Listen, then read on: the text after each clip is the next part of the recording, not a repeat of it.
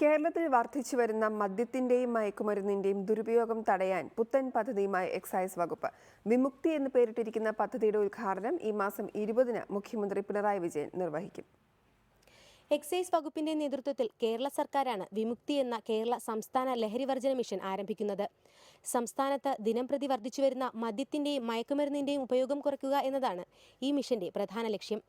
അവബോധ ക്ലാസുകൾ, റീഹാബിലിറ്റേഷൻ പ്രോഗ്രാമുകൾ തുടങ്ങിയവയിലൂടെ നിയമവിരുദ്ധമായ ലഹരി പദാർത്ഥങ്ങളുടെ വിതരണവും ഉപഭോഗവും കുറയ്ക്കും.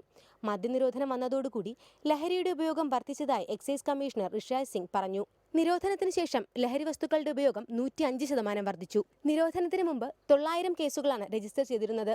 എന്നാൽ 2015-ൽ 1530ഓളം കേസുകൾ രജിസ്റ്റർ ചെയ്തതായും ഋഷായ് സിംഗ് പറഞ്ഞു. 68% വ്യാജമായിട്ടോ ഇല്ലെങ്കിൽ ഈ വ്യാജ രീതിയിൽ ഉണ്ടാക്കുന്ന വ്യാജ ടോഡിയോ അനിഷ്ടമോ അതിനെ സംബന്ധിച്ചുള്ള കേസുകളും കൂടിയിട്ടുണ്ട്. 2014-ൽ നിരോധനത്തിന് മുമ്പ് ഈ ഡ്രഗ്സിൻ്റെ കേസുകളിൻ്റെ എണ്ണം നോക്കുകയാണെങ്കിൽ വെറും 900 കേസുകൾ മാത്രമായിരുന്നു. 2015-ൽ അത് 1530 ആയി. സംസ്ഥാന തലത്തിൽ രൂപീകരിക്കുന്ന മിഷന്റെ അധ്യക്ഷൻ എക്സൈസ് വകുപ്പ് മന്ത്രിയായിരിക്കും. സംസ്ഥാന തലം മുതൽ വാർഡ് തലം വരെ വിവിധ തലങ്ങളിലായി മിഷന്റെ പ്രവർത്തനം ഏകോപിപ്പിക്കും. വിമുക്തിയുടെ സംസ്ഥാനതല ഉദ്ഘാടനം ഈ വരുന്ന 20-ന് മുഖ്യമന്ത്രി പിണറായി വിജയൻ നിർവഹിക്കും. സ്കൂൾ, കോളേജ്, ലഹരിവിരുദ്ധ ക്ലബ്ബുകൾ, NSS, Kudumbashree, students police cadet, മദ്യവർജന സമിതികൾ, യുവജന മഹിളാ സംഘടനകൾ തുടങ്ങിയ സന്നദ്ധ സംഘടനകളുടെ പിന്തുണയോടെയാണ് പദ്ധതി നടപ്പിലാക്കുക. റിപ്പോർട്ടർ, തിരുവനന്തപുരം.